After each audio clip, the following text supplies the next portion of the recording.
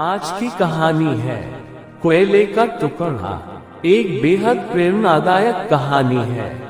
अमित एक मध्यम वर्गीय परिवार का लड़का था।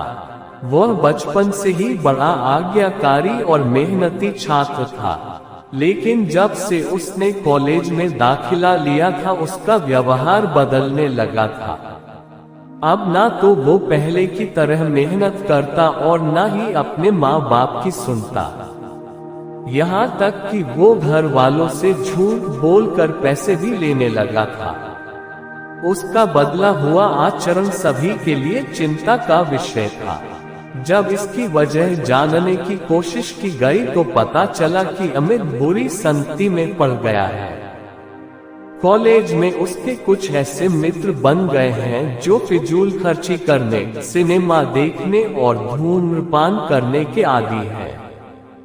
पता चलते ही सभी ने अमित को ऐसी दोस्ती छोड़ पढ़ाई लिखाई पर ध्यान देने को कहा, पर अमित का इन बातों से कोई असर नहीं पड़ता। उसका बस एक ही जवाब होता, मुझे अच्छे बुरे की समझ है।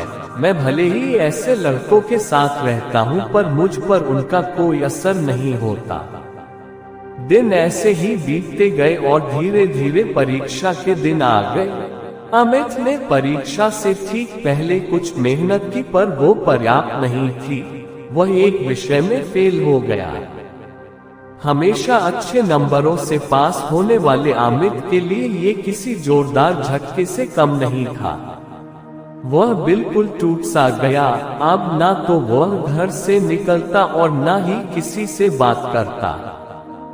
बस दिन रात अपने कमरे में पड़े कुछ सोचता रहता। उसकी यह स्थिति देख परिवारजन और भी चिंता में पड़ गए। सभी ने उससे पिछला रिजल्ट भूल आगे से मेहनत करने की सलाह दी, पर अमित को तो मानो सांप सूंघ चुका था। फेल होने के दुख से वो उबर नहीं पा रहा था। जब ये बात अमित के पिछले स्कूल के प्रिंसिपल को पता चली तो उन्हें यकीन नहीं हुआ।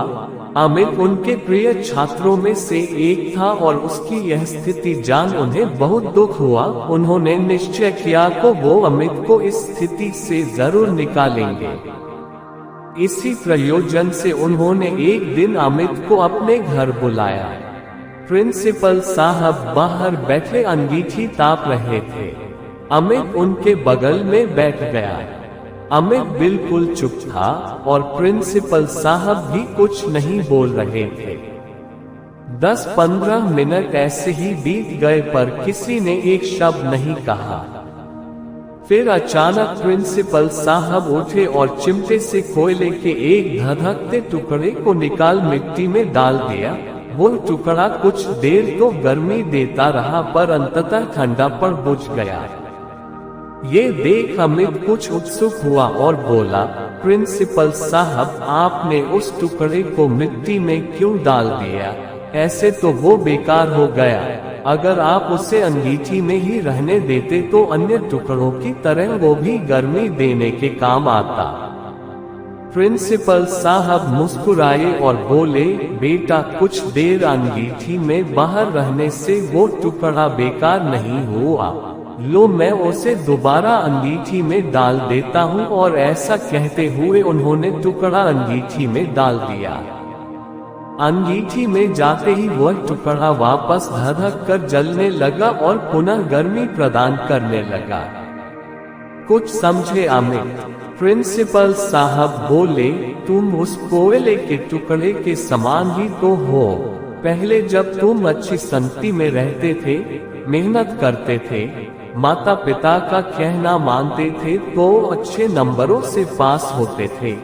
पर जैसे वो टुकड़ा कुछ देर के लिए मिट्टी में चला गया और बुझ गया, तुम भी गलत संगति में पड़ गए और परिणाम स्वरूप फेल हो गए। पर यहाँ जरूरी बात यह है कि एक बार फेल होने से तुम्हारे अंदर के वो सारे गुण समाप्त नहीं हो गए।